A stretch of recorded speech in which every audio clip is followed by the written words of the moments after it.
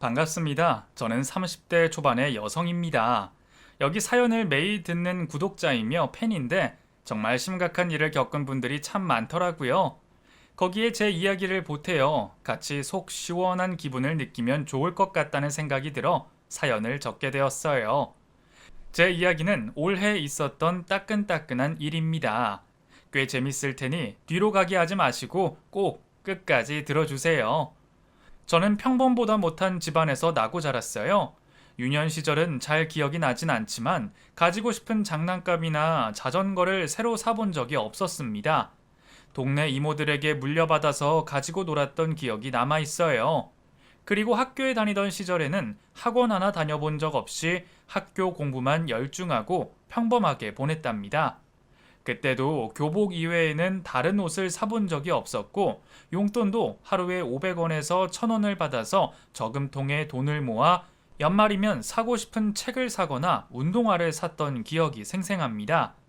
그리고 대학에 들어가게 된 저는 장학금을 받을 정도로 공부를 잘하지 못해서 알바를 2탕씩 뛰며 대학 생활을 보냈어요. 제 힘으로 대학을 졸업하니 무척 뿌듯했어요. 부모님이 도와줬으면 좋겠다는 생각을 하지 않았다면 거짓말이지만 부모님은 저에게 일찌감치 자립심을 길러주셔서 힘든 대학 생활 덕분에 인생 경험을 제대로 했다고 여겼죠. 그래서 회사에 취직해서 일하는 게 별로 힘들지 않았습니다.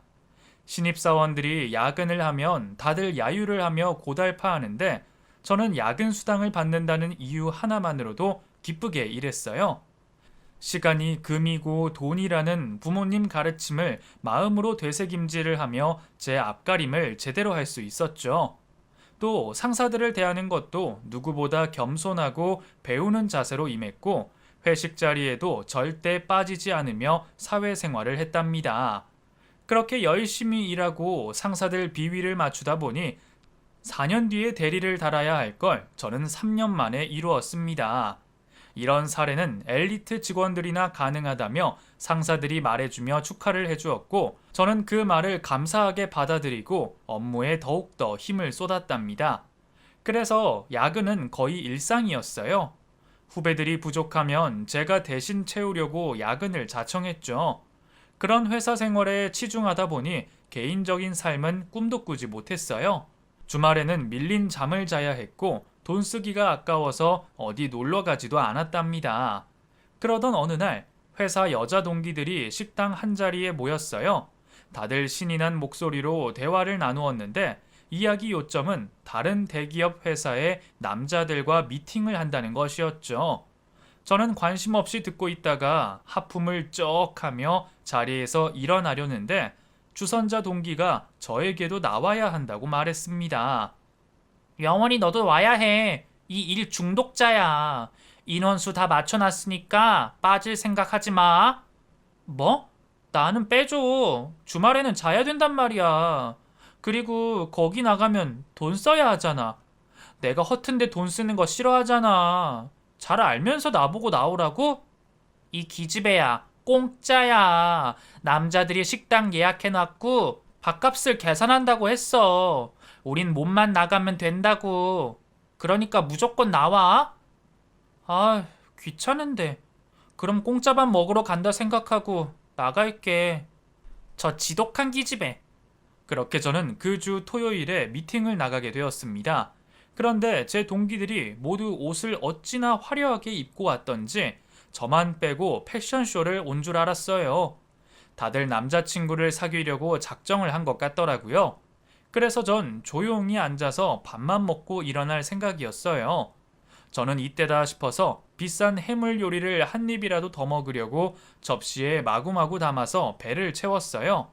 반면 동기들은 내숭을 떠느라 물만 마시고 앉아 있더라고요. 다들 연기하는 게 얼마나 웃기던지 속으로 키득거리며 나중에 놀릴 상상을 했답니다.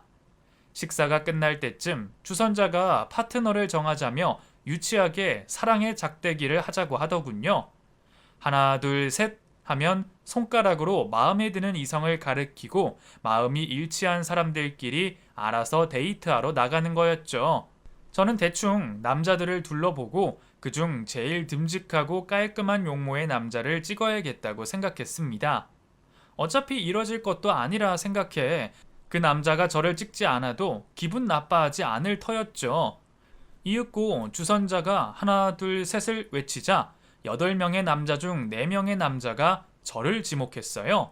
저는 너무 놀라 입을 다물지 못해 손으로 틀어막았습니다.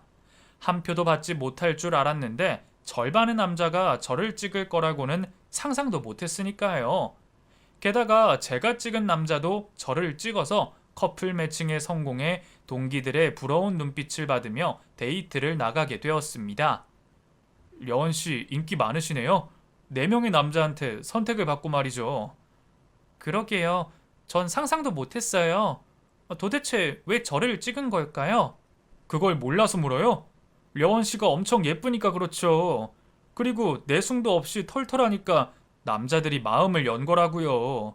원래 남자들은 털털한 여자를 좋아하는 법이거든요. 제가 엄청 예쁘다고요? 이런 대접 너무 기분 좋네요. 저는 공짜밥 먹으러 온 건데 이런 횡재를 얻으니 재밌어요.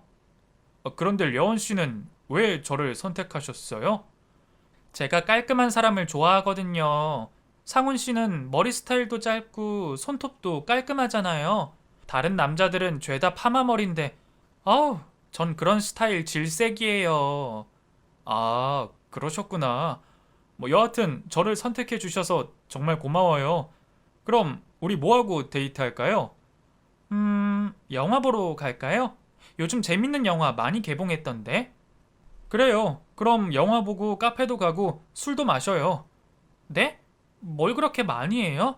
전 하루에 10,000원 이상 안 쓰는 여자라 많은 걸 할 수 없습니다. 검소하기까지 하시네요.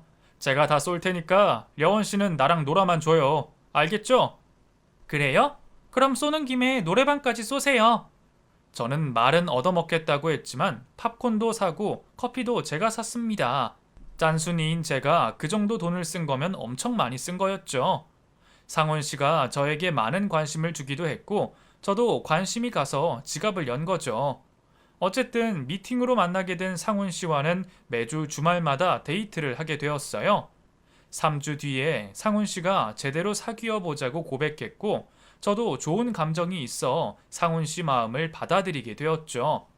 연인이 되긴 했지만 제가 평일에 너무 바빠서 거의 만나지 못했어요. 대신 상훈 씨가 늦게까지 저희 회사 앞에 기다렸다가 저를 집에 데려다 주었답니다. 자기야, 고마워. 오늘도 자기 덕에 편하게 집에 가네. 자기 너무 무리하는 거 아니야? 일을 너무 격하게 하는 것 같아. 대기업도 이렇게까지 안 한다고. 난 3년 만에 대리 달았어. 과장도 빨리 진급하려면 지금처럼 일해야 해. 두고 봐. 초고속 승진으로 이사까지 오를 테니까. 려원이 네가 너무 잘나면 내가 부담스럽잖아. 너 나중에 나보다 잘 번다고 날 버리면 안 된다. 알았지? 걱정도 팔자다. 내가 돈 잘 버는 남자한테 도망갈 여자로 보이니? 물론 아니지. 나중에 자기랑 결혼하면 나 백수해도 되겠다. 그치? 뭐? 그런 끔찍한 일은 상상도 하지 마. 그렇게 이런저런 이야기와 농담을 하며 저의 쌓인 피로가 풀려서 상훈 씨가 저에게 얼마나 큰 존재인지 저희실이 깨닫게 되었답니다. 저희 커플은 2년 동안 변함없이 잘 사귀었고 애정은 더욱 깊어져 어느새 결혼 이야기까지 주고받았답니다. 상훈 씨는 결혼에 대한 로망이 있다며 빨리 가정을 이루고 싶다며 하루빨리 저와 결혼하고 싶다고 졸라댔습니다. 그래서 전 못 이기는 척하고 청혼을 받아들였어요. 그러자 상훈 씨는 바로 양가 부모님께 인사를 드리자고 말했답니다. 먼저 저희 부모님을 뵙게 되었는데 장소는 부모님이 일하시는 김밥집으로 갔어요. 이야, 고소한 냄새가 입맛 다시게 하네. 어머님, 아버님, 안녕하세요. 어서 와요. 려원이한테 듣던 대로 멋지고 듬직하네. 김밥 몇 줄 썰어 드릴까? 네, 어머님. 제가 좀 많이 먹으니까 한 5줄 주십시오. 상훈 씨의 적극적인 태도에 부모님은 미소를 지으셨고 마음에 드는 눈빛을 마구마구 쏘아대셨습니다. 우리는 김밥 팔아서 려원이 키웠어요. 남들은 우습게 볼 수 있는데 이곳은 우리의 피와 땀이 깊이 배긴 곳이에요. 그래서 여기서 보자고 했어요. 아, 그래서 김밥이 이렇게 맛있군요. 어머님, 그리고 전 절대 우습게 보지 않습니다. 훌륭하게 보여요. 그래요. 성격도 참 좋네. 부모님이 어떤 분들인지 궁금하다. 이렇게 성품 좋은 아들을 두었으니 보나마나 인품이 훌륭할 것 같아요. 엄마는 상훈 씨가 무척이나 마음에 들었는지 잠시도 눈을 떼지 못하셨습니다. 부모님은 결혼을 긍정적으로 생각하시며 상견례를 해보자고 말씀하셨어요. 그러자 상훈 씨는 만세를 부르며 감사하다는 말을 전했답니다. 그리고 일주일 뒤 제가 상훈 씨 집안에 인사드리러 갔어요. 그런데 저희 집과 많이 차이가 났습니다. 고급 아파트였는데 평수가 엄청 넓었고 테라스에는 수영장도 있더라고요. 게다가 화장실에는 사우나실도 있었답니다. 이런 집은 머리털 나고 처음 봤어요. 집 구경을 마치고 예비 시부모님 앞에 앉아 이야기를 나누었는데 자신들의 사업 자랑을 1시간 이상 하시더라고요. 저는 가만히 듣고 대충 고개를 끄덕이며 대단하다고 추임새를 넣었답니다. 그렇게 자랑이 끝나자 저에 대한 호구 조사를 시작했어요. 부모님은 뭘 하시나? 네, 김밥집을 운영하세요. 제가 태어나기 전부터 하셨죠. 김밥? 요즘 김밥 한 줄은 얼마나 하나? 먹어본 지가 하도 오래돼서 말이야. 한 줄에 2,000원이에요. 참치김밥이나 치즈김밥은 2,500원이고요. 아유, 그거 팔아서 돈을 벌겠어? 우리처럼 사업을 해야 돈 버는 재미가 있는데 말이야. 예비 시어머니는 은근히 무시하는 말씀을 하시는데 기분이 몹시 나빴어요. 만약 상훈 씨 어머니가 아니면 당장 언성을 높이고 싸웠을 겁니다. 그런데 결혼 때문에 모인 자리니 조신하게 고개를 숙이고 있었죠. 시아버지 역시 자기 자랑이 심하셨고 저희 집안을 무시하는 발언을 하셨어요.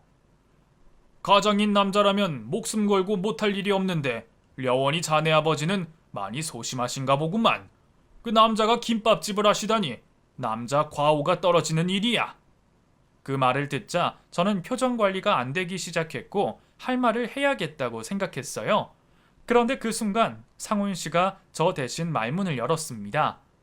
아버지, 엄마, 지금 무슨 말씀들을 하시는 거예요? 김밥집이 뭐가 어떻다고 그렇게 말해요? 세상에 남자가 할 일 따로 있어요? 그리고 김밥집은 사업이 아닌가요? 생색 좀 그만 내세요. 우리 려원이 기분 나빠지려고 하잖아요. 저는 속으로는 시원했지만 겉으로는 다르게 표현했습니다. 자기야, 그만해. 부모님 기분 언짢으시겠어. 그러자 시부모님은 눈을 피하시더니 목을 푸셨답니다. 상훈 씨 말이 틀린 게 없었으니 대답할 말이 없는 모양이었죠. 잠시 후 시어머니가 분위기를 바꾸려고 상견례 이야기로 넘어갔습니다. 그래, 사람은 듣는 거로 평가하면 안 되지. 직접 만나봐야 아는 법이야. 우리가 사업에 성공한 이유가 많은 사람을 겪었기 때문이기도 하지. 그러니 려원이 너희 부모님을 뵙고 결혼을 생각해 보도록 하자. 그런데 저는 이게 무슨 말인지 이해가 되지 않았어요. 원래 결혼 승낙이 떨어지고 상견례를 하는 거 아닌가요? 저희 부모님을 만나 간을 보겠다는 말로 들려서 뭐라고 대답해야 할지 모르겠더라고요. 제가 또 갸웃거리자 상훈 씨가 좋아요. 그럼 상견례하고 결혼 날짜 잡는 거 맞죠? 그럼 대화가 끝났으니 려원이 집에 데려다 주고 올게요. 하고 말하며 제 손을 잡고 시댁에서 나왔답니다. 자기야, 자기 부모님이 나를 마음에 들어 하시지 않나 봐. 우리 부모님 배경도 싫어하시는 것 같고 아무래도 우리 결혼이 수월하게 되진 않을 것 같아. 려원아, 미안해. 아까는 기분 나빴지. 우리 부모님은 누구한테든 그렇게 톡 쏘게 말하는 분들이야. 려원이 네가 부족해서 그런 게 아니란 말이야. 내가 부모님한테 말씀 좀 조심하고 가려서 하라고 할 테니까 상견례 때 잘 이야기해보자. 난 무슨 일이 있어도 너랑 결혼할 거니까 괜한 생각은 하지 마. 저는 시부모님의 태도를 보고 결혼을 포기하고 싶었지만 또 상훈 씨의 얼굴을 보고 이야기를 들으니 상훈 씨를 놓치고 싶지 않았습니다. 그리고 보름이 지나고 저는 부모님을 모시고 약속된 상견례 장소에 나가게 되었어요. 방으로 된 일식집이었는데 상훈 씨와 예비 시부모님은 아직 도착하지 않았더라고요. 저희 식구의 기다림은 30분이 넘어갔고 부모님은 화가 나셨는지 물만 연신 들이키시고 계셨답니다. 이윽고 상훈 씨와 예비 시부모님이 들어오셨는데 상훈 씨만 죄송하다는 말을 남겼고 시부모님은 사과는커녕 제대로 된 인사도 하지 않고 자리에 앉았습니다. 두 분은 얼마나 화려하게 꾸미고 나왔는지 눈이 불편할 정도였어요. 시아버지는 회색 정장에 금목걸이와 금팔찌 그리고 명품 시계를 차고 있었는데 결정적으로 선글라스를 쓰고 계셨어요. 실내에 들어왔음에도 선글라스를 벗지 않았답니다. 또 시어머니는 신부 화장을 방불케 하는 진한 화장을 하고 꽃무늬 드레스를 입고 진주 목걸이와 금팔찌를 하셨고 머리를 영혼까지 끌어올렸더라고요. 두 분 다 어찌나 과하게 꾸몄는지 부담스러워 눈이 절로 돌아갔답니다. 저희 부모님이 먼저 인사를 건네자 시부모님은 짧게 네 하고 대답하고 음식 주문을 하더군요. 여기서 제일 비싼 스페셜로 갖다 줘. 시어머니는 처음 본 종업원에게 아무렇지 않게 반말을 했어요. 저와 부모님은 서로 눈치를 보며 고개를 젓고 말았답니다. 잠시 후 식사가 나와 어느 정도 배를 채우고 나자 어른들의 대화가 시작되었습니다.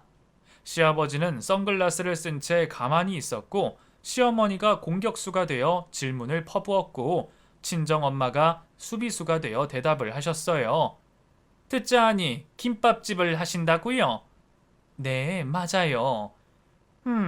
맛은 어때요? 맛이 있으니까 30년 넘게 장사를 하고 있겠죠? 저희는 서민 음식을 거의 먹지 않아서 김밥을 언제 먹었는지 기억이 없네요. 그럼 다음에 맛보러 들러주세요.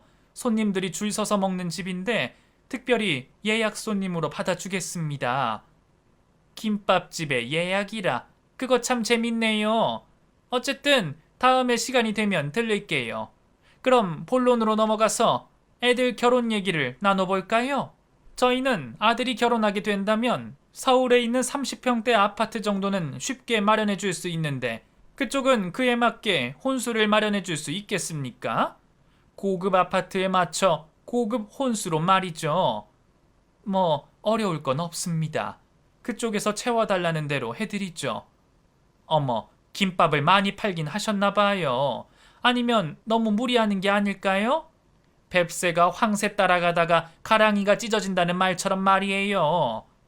시어머니는 상견례를 하러 나온 것인지 저희 부모님을 무시하러 나왔는지 구분이 되지 않았어요. 계속 잘난 척만 하고 저와 상훈 씨가 진심으로 결혼하길 바라는지 의문이었답니다. 어머니가 저희 집에 시집 오면 많은 걸 배워야 할 겁니다. 저희 집안 수준에 맞추려면 공부도 하고 교양도 쌓고 해야 하니까 말이죠. 두 분이 저희 배경에 많이 딸리긴 하지만 제 아들 상훈이가 려원이 없으면 못 살겠다 하니 제가 제대로 된 며느리로 만들어 볼까 해요. 괜찮으시죠? 제 딸은 어디 가서 욕을 먹은 적 없는 아이예요. 가정교육을 충분히 잘 받았으니 별로 가르치실 게 없을 겁니다. 저희 엄마는 한마디도 지지 않으려고 시어머니의 말을 모두 받아치셨습니다. 저와 상훈 씨는 둘 다 난감해서 말문도 열지 못하고 어른들의 대화를 듣고만 있었어요. 두 어머니의 기싸움이 계속 이어졌지만 누가 이기고 지는 결과는 나오지 않았습니다. 시어머니는 앞으로 결혼 준비를 하는 걸 봐서 결혼 날짜를 잡기 전에 한 번 더 만나자고 일렀어요.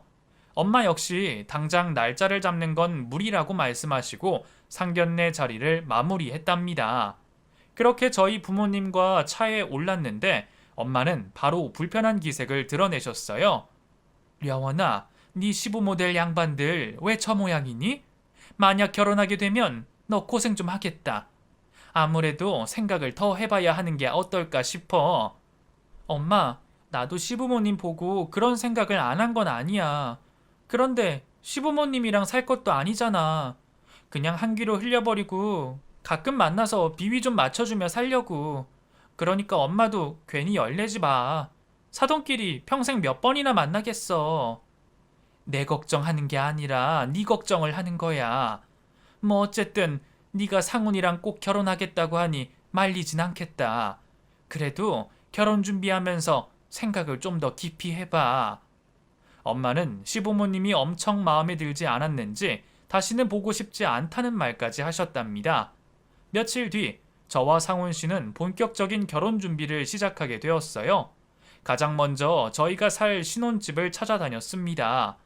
요새 신축 아파트가 많으니 출퇴근이 용이하고 생활하기 좋은 동네를 중심으로 알아보러 다녔죠. 저는 마음에 드는 집 몇 곳을 추려서 상훈 씨에게 전했고 시어머니께 바로 찾아가 말씀드렸답니다. 니들이 살 집은 내가 찍어뒀다. 엄마, 그게 무슨 말씀이세요? 신혼집은 저희가 살고 싶은 곳을 고르는 거 아니었어요? 그러려고 했는데 내 생각이 바뀌었다. 려원이를 개조시키려면 가까이 두고 지내야 하는 게 맞는 것 같아 근처 아파트를 봐뒀다. 거기가 어딘데요? 바로 우리 아파트야. 옆동에 30평짜리 집이 부동산에 나왔대. 내가 전화하면 5분 안에 올 수 있으니 얼마나 효율적이니? 저는 그 말을 듣자 기겁하고 말았습니다. 이런 시어머니와 같은 아파트에 살 생각을 하니 눈앞이 캄캄하더라고요. 너 표정이 왜 그래? 나랑 가깝게 지내는 게 싫으냐? 아니에요, 어머님. 내가 웬만하면 니들 살고 싶은데 마련해 주려고 했는데 려원이 얘 꼬라지를 보니 도저히 그렇게 못하겠다. 우리 집안에 맞는 식구로 만들려면 고쳐야 할 게 한두 가지가 아니잖아. 너 지금 입고 있는 옷 어디 거니? 보아하니 시장 길바닥에서 파는 싸구려 같은데 이것부터 고치도록 해라. 옷은 무조건 백화점에서 신상을 사 입도록 해. 세일이 들어간 옷은 절대 입으면 안 된다. 또 네가 메고 다니는 그 천대기 가방 진짜 추하게 보여. 여자는 가방이 생명이라는 말 못 들어봤니? 요즘 젊은 애들은 개까지 들어서 명품백 들고 다닌다던데 말이야. 어쨌든 가방은 샤넬급 이상으로만 메고 다녀라. 저는 시어머니의 태도에 몹시 기분이 나빠 해야 할 말을 참지 않고 그대로 뱉어버렸습니다. 어머님, 지금 저한테 명품으로 도배하고 다니라는 거예요? 제가 왜 그렇게 해야 하죠? 어머님 집안에 맞춘다는 게 겨우 옷가지와 가방 따위를 바꾸는 겁니까? 어머, 너 지금 내 말에 토를 다는 거니? 사람은 내면만큼이나 겉모습이 중요한 거야. 우리 집안이 잘 나가는 사업가 집안인데 며느리가 거지 같다는 소문이 나면 어떻겠어? 그러니 내가 하라는 대로 해. 물론 너의 개인 치장은 네 돈으로 해라. 회사 다니니까 돈은 벌고 있을 테니 말이다. 그리고 넌 교양이 너무 부족해. 지금 나한테 또박또박 말 대답하는 것부터 고쳐야 해. 누가 보면 네 부모를 욕한다고.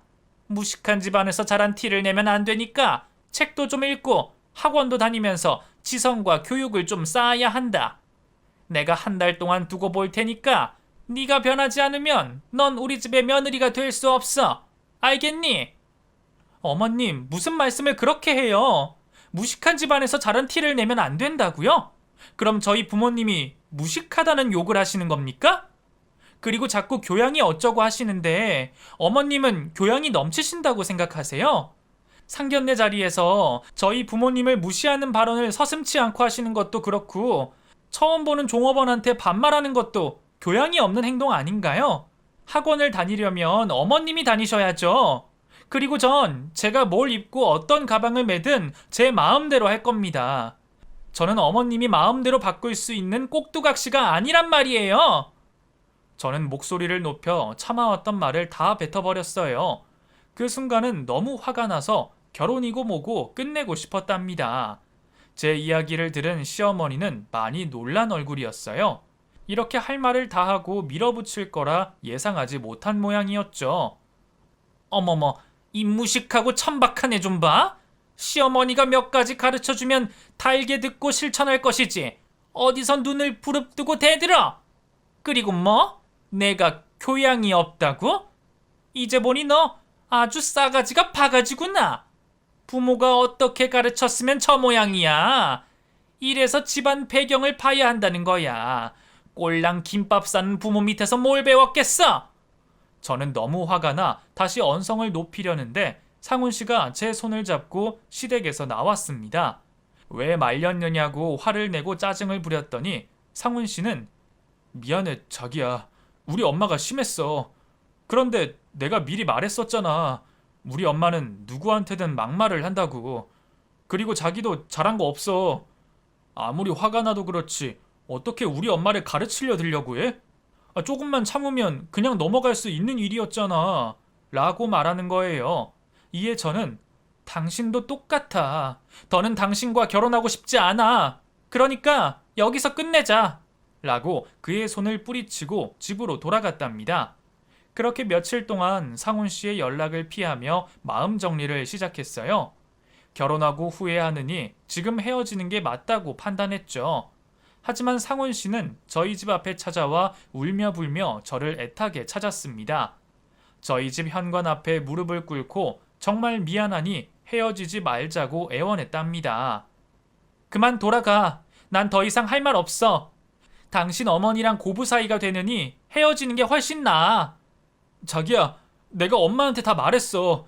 우리 신혼집 자기가 살고 싶은 곳으로 마련해달라고 말이야. 내가 자기랑 헤어지면 집을 나가겠다고 난리를 쳤더니 우리가 하고 싶은 대로 하고 살라고 말씀하셨다고. 그러니까 제발 다시 돌아와줘. 하, 정말 미치겠다. 우리가 어쩌다 이렇게까지 된 건지. 상훈 씨, 그만 일어나. 생각해 볼 테니까 돌아가라고. 생각? 그럼 다시 나랑 결혼할 거지? 그런 거지? 어휴, 말 그대로 생각 좀 더 해볼 테니까 내가 연락할 때까지 기다려. 알겠어. 그럼 기다리고 있을게, 자기야. 저는 상훈 씨를 돌려보내고 집으로 들어갔어요. 그러자 부모님이 저를 보며 긴 한숨을 내쉬었답니다. 아빠는 어떤 결정을 하더라도 제 의사를 따라준다고 하셨고, 엄마는 여전히 제가 무시당하고 살까봐 걱정이 된다고 부정의 말씀을 하셨답니다. 그래서 며칠 생각에 잠겼는데 머리가 깨질 것 같더라고요. 며느리라면 누구라도 저 같은 고민을 해보셨겠죠? 저는 주말에 집에만 있기 뭐해서 부모님의 김밥집을 나가서 일을 도왔답니다. 손님들은 줄을 서서 기다렸고 저와 부모님은 손이 보이지 않을 만큼 빠르게 김밥을 싸서 팔았어요. 식사 시간이 한참 지나자 손님이 다 빠져나갔고 저희 식구는 잠시 의자에 앉아 커피를 마셨습니다. 그런데 그때 밍크코트를 입고 멋을 한껏 낸 시어머니가 김밥집을 들어오시더군요. 시어머니는 코를 막으며 인상을 찌푸리셨습니다. 아우 냄새. 사람들은 김밥이 뭐가 맛있다고 줄을 서서 먹는 거야? 하여간 서민들이란. 어머, 여원이도 있었네? 그동안 내 아들 힘들게 하더니 속이 시원했냐? 어머님이 여긴 웬일이세요? 오늘은 너 말고 너희 부모님이랑 이야기 좀 나누려고 왔다. 여원아, 따뜻한 커피 한 잔만 가져다 줘라. 저는 바로 뒤에 있는 믹스커피를 정수기에 뜨거운 물을 받아 종이컵에 들였어요. 이게 뭐니? 나더러 이런 싸구려 커피를 마시라는 거냐? 다른 건 없어? 아니다. 내가 뭘 기대하겠니? 여원이 부모님, 잠시 앉아보세요. 드릴 말씀이 있습니다. 저희 부모님은 달갑지 않았지만 식당에 온 손님이니 예의를 갖춰 시어머니와 마주 앉았습니다. 엄마가 나직한 목소리로 물었어요. 무슨 일로 오셨어요? 김밥을 드시러 온 건 아닐 테고. 맞아요. 제가 김밥 같은 건 안 먹어서 달라는 말을 못 하겠네요. 너무 이상하게 보지 마세요. 식습관이라는 게 있으니 이해해 달라고요. 네, 이해합니다. 사람마다 식성이 다른 건 당연하니까요. 그럼 하실 말씀 하시죠. 그럽시다. 아시다시피 얼마 전 여원이가 저한테 몇 마디 말을 듣더니 열을 내고 뛰쳐나갔어요. 결혼까지 파토내겠다면서 말이죠. 저도 화가 나서 인연을 맺지 않으려고 했는데 제 아들 녀석이 하도 난리를 치는 바람에 제가 한 발 물러서기로 했어요. 어른인 제가 참기로 한 거죠. 그래서 여원이가 살고 싶은 곳으로 신혼집을 마련해주기로 했습니다. 그리고 다른 것들은 살면서 맞춰가도록 하죠. 영원이도 우리 집안 사람이 되면 스스로가 느껴서 달라질 거라 믿어요. 제 딸을 위해서 양보해 주신다니 고맙네요. 그럼 하실 말씀 다 하신 건가요? 저희가 조금 있으면 저녁 손님들이 몰려들 시간이라서요. 왜 이렇게 급하세요? 아직 할 말은 시작도 안 했어요. 제가 려원이를 받아주는 조건으로 두 분의 김밥집을 정리하는 게 어떨까 싶습니다. 저희 집안과 어울리려면 김밥집은 좀 그렇지 않은가요? 다른 사업으로 바꾸시는 건 어떠세요? 수준을 좀 맞췄으면 좋겠는데. 아, 김밥 판 돈으로 다른 사업 꾸리는 건 무리일까요? 네? 지금 저희더러 사돈 수준에 맞는 사업으로 바꾸라는 말이에요? 김밥집이 어떻길래 이렇게 무시하세요? 그리고 도대체 어떤 사업이 사돈댁과 어울립니까? 흥분하지 마세요. 무서워서 말을 못하겠네. 저는 그냥 사돈들이 김밥집을 정리하면 좋겠어요. 다른 일 구하시기 어려우면 제가 일자리를 줄게요. 안사돈은 저희 집 살림을 봐주시면 되고 바깥사돈은 제 남편 운전기사를 하면 딱 맞겠네요. 뭐가 됐든 김밥집만 아니면 되니까 상관없습니다. 시어머니는 선을 넘다 못해 저희 부모님에게 씻을 수 없는 모욕을 주었습니다. 엄마는 분을 참지 못하고 자리에서 일어나 소리쳤습니다. 진짜 상종 못할 인간이네. 야, 당장 나가. 너 같은 년한테 내 딸을 며느리로 줄 일은 절대 없으니까 꺼져. 어머머, 지금 나한테 욕한 거야? 내가 많이 양보해서 결혼을 시키려고 했더니 끝까지 지랄들이네. 애미나 딸년이나 성질머리 고약한 건 똑같네. 알았다 이년아, 나가면 될 거 아니야? 그렇게 욕설을 퍼부은 시어머니는 자리에서 일어나 조용히 나가는 줄 알았는데 저희가 쌓아둔 김밥을 주시하더니 양손으로 바닥에 내동댕이 쳤습니다. 수십 줄의 김밥이 터져서 엉망이 되었죠. 저희 부모님은 하도 기가 막혀서 할 말을 잃었답니다. 무식하고 가난하면 주제를 알아야지. 나 같은 사람이 사돈이 된다면 영광인 줄 알아야 하는 거 아니냐? 천박하고 자격지심만 넘치는 시궁창 인생들아. 앞으로도 그렇게 한심하게 살아라. 그리고는 시어머니가 지갑을 꺼내 10,000원짜리 몇 장을 꺼내 부모님께 던졌습니다. 김밥 값이야. 한 줄에 2,000원이니까 이 정도면 곱빼기로 받은 셈이네. 많이 팔아라, 그지 새끼들아. 시어머니 행동에 엄마가 반박할 줄 알았는데 많이 황당하고 놀라셔서 그 자리에 얼어붙으셨답니다. 아빠 역시 기가 막혀서 아무 말도 하지 못했죠. 저도 마찬가지였고요. 저희 식구는 오랜 시간을 멍하니 있다가 저녁 손님이 오기 시작할 때 정신을 차리고 바닥에 내팽개쳐진 김밥을 치우고 새로 김밥을 말았답니다. 그렇게 시어머니가 난동을 부렸으니 상훈 씨와 결혼은 이미 저 멀리 내다버리고 말았어요. 상훈 씨는 염치가 있어서인지 아니면 시어머니가 절대 안 된다고 반대를 해서인지 더는 찾아오지도 연락도 오지 않았답니다. 저는 미련은 하나도 남지 않았는데 시어머니 행동에 너무 화가 나서 며칠 동안 우중충한 얼굴로 일상을 보냈어요. 여원아, 충격 많이 받았지? 또 결혼하려고 했던 사람과 헤어져서 힘들지? 아니야, 엄마.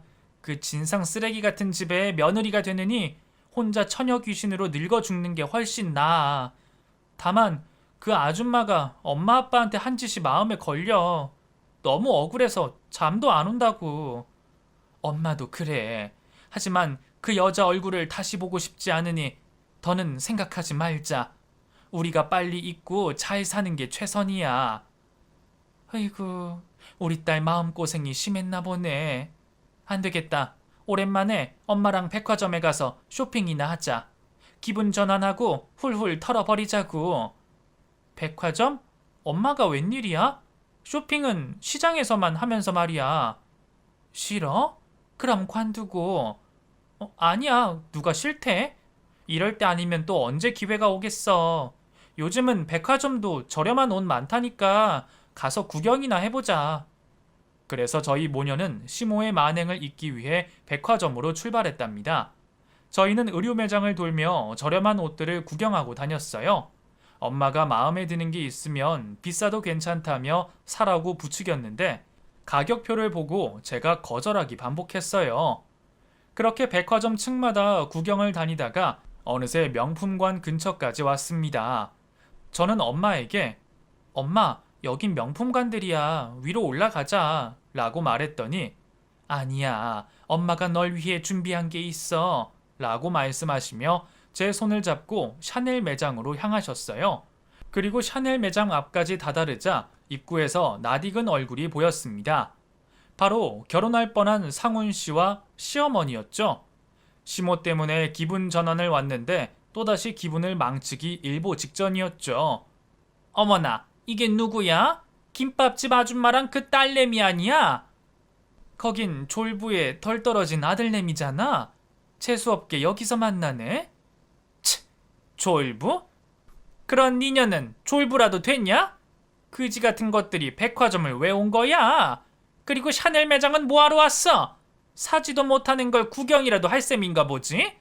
이젠 백화점도 수질 관리를 해야 하는 거 아닌지 모르겠네. 개나 소나 샤넬 매장에 오고 말이야. 저는 부하가 치밀어 시어머니한테 이봐요 아줌마, 우리가 백화점에 오든 말든 무슨 상관이에요? 라고 소리쳤더니 저희 엄마가 손사래를 치며 저를 말렸습니다. 그래, 상관 안 할게. 대신 구경은 할게. 니들 모녀가 뭘 살지 말이야. 보나마나 가격표 보고 놀라서 도망치겠지. 시어머니가 무시의 말을 꺼내자 샤넬 매장 직원이 저희 엄마한테 다가와 말을 건넸습니다. 어머, 사모님 나오셨습니까? 그 말씀하신 한정판 가방 구비해 뒀습니다. 그리고 이건 오늘 매출표입니다. 저는 이게 무슨 상황인지 이해되지 않았습니다.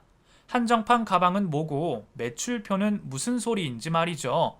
그리고 많이 놀란 시어머니가 직원에게 말을 더듬으며 물었습니다. 이봐요. 이 여자가 누군데 한정판 가방 얘기를 하고 매출을 보고해요? 네? 아, 이분은 저희 매장 대표님이십니다.